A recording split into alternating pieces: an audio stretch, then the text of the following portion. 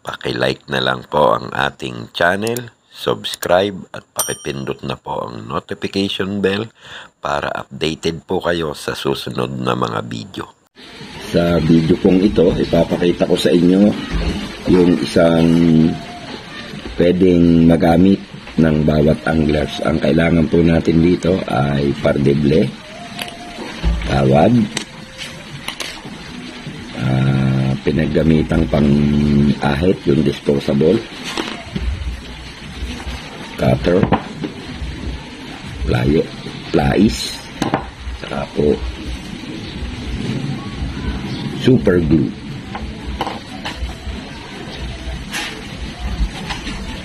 Umpisa na po tayo.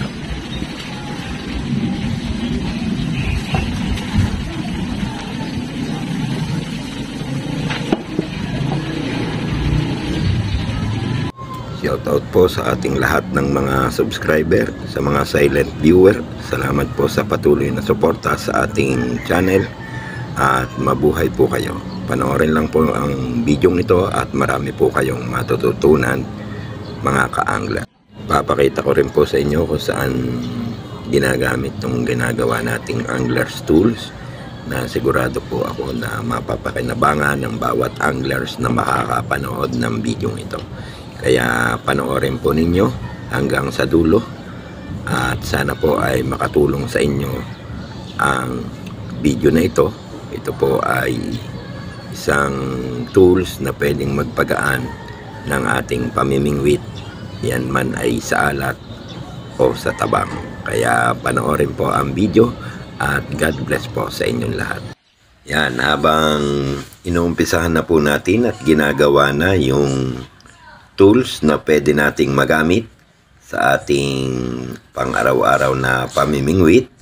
Shout out po sa ating kaibigan kay Phelps TV.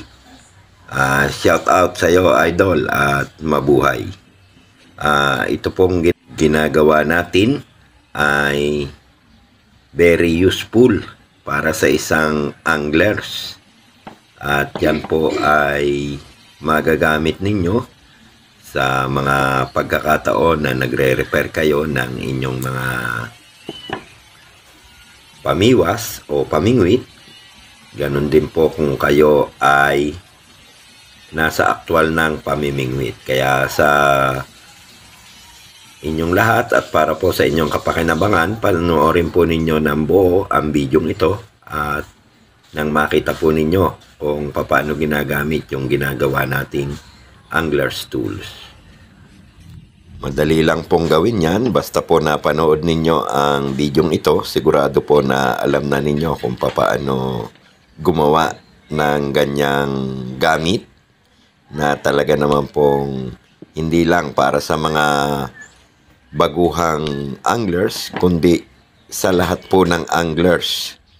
Yan po ay magagamit ninyo sa lahat ng pagkakataon at talaga naman pong papakinabangan ng bawat isang anglers na alam ang ganitong paraan. Kaya ito po ay ibinahagi ko sa inyo ang bidyong ito na pinilit nating maggawa para maipakita lang po sa inyo kung paano yung paggagawa nito at makita po ninyo na talagang madali lang gawin, pero sa bandang dulo ay malalaman nyo na talagang useful nga pala yung gamit na ito.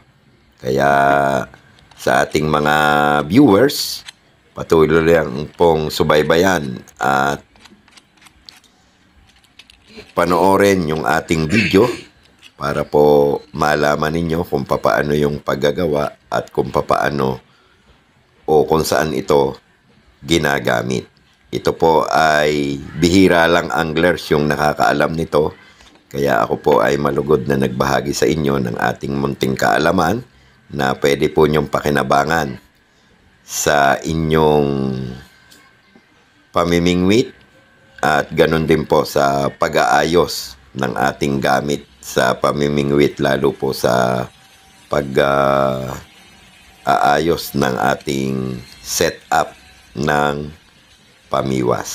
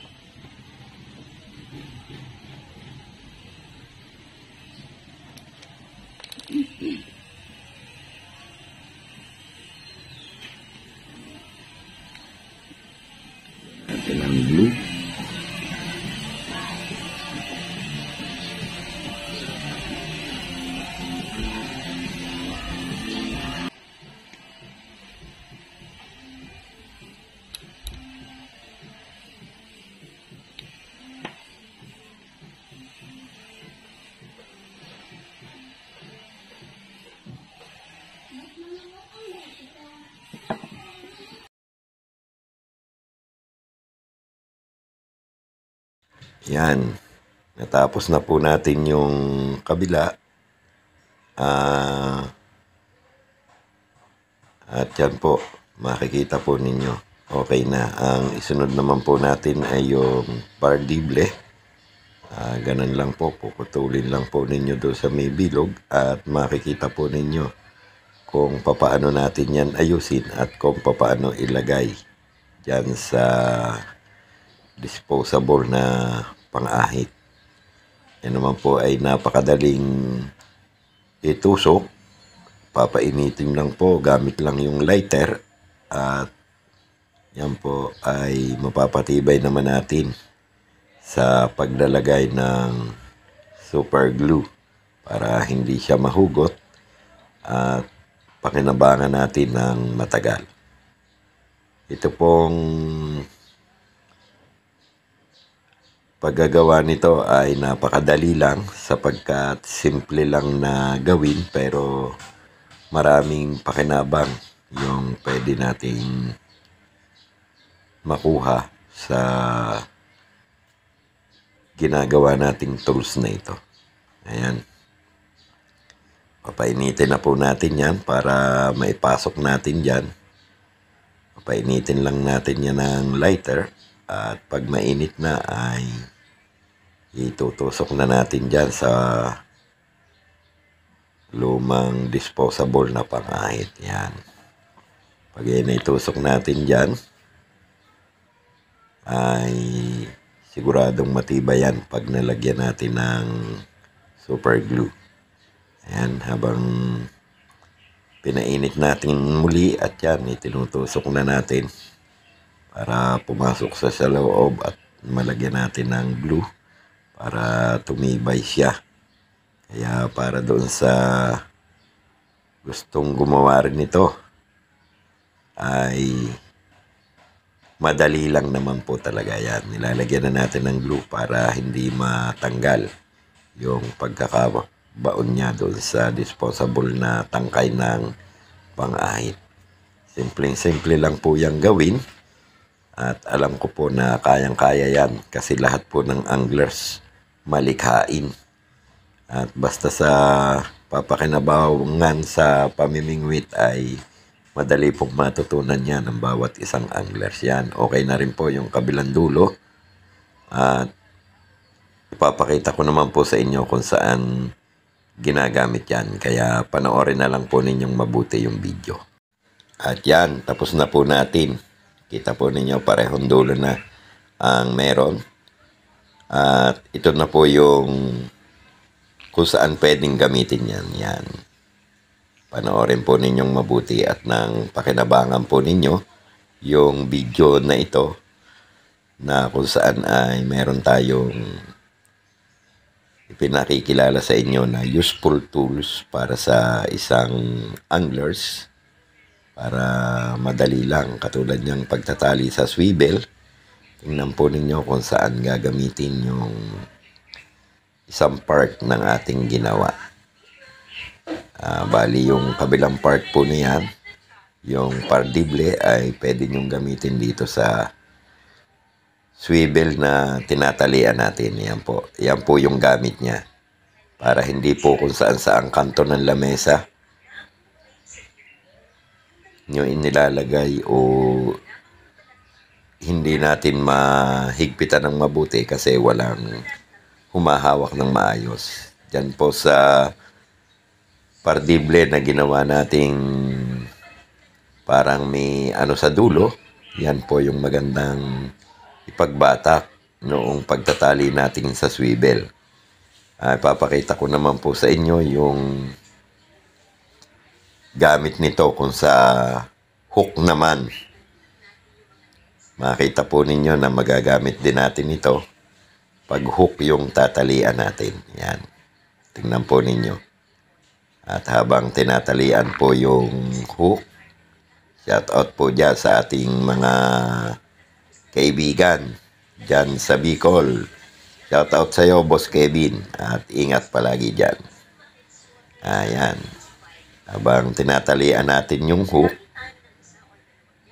kalimitan po pag hinihigpitan natin yan, hanap natin yung kanto ng lamesa o yung kahoy na pwede nating isabit doon yung hook na delikado rin naman kasi pag dumaplis po yan, pwede tayong tamaan o masugatan.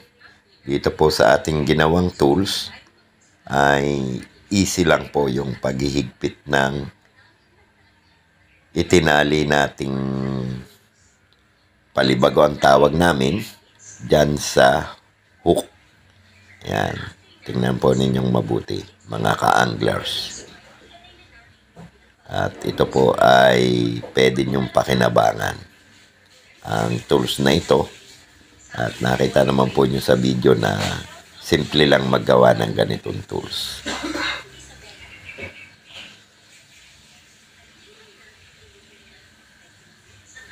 Yan. Yan. Natalian na natin pero kailangang pahigpitin natin para hindi humulagpos. Yan po yung gamit ng tools na ito sa paghihigpit po ng hook na nilagyan natin ng palibago. Ayan po, makita po ninyo okay na siya, mahigpit na at pwede na pong gamitin. May isa pa pong gamit ang tools na ito, yung kabilang dulo naman. Ito po, kailangan talaga ito ng bawat isang anglers. Lalo po yung tayo ay nasa aktwal ng pamimiwas na nalunok ng isdang nahuli natin yung hook. Ayan po, gagamitin nyo yung dulo panungkit, ano din lang po nyo doon sa line. Yun, easy pong tanggalin yung hook.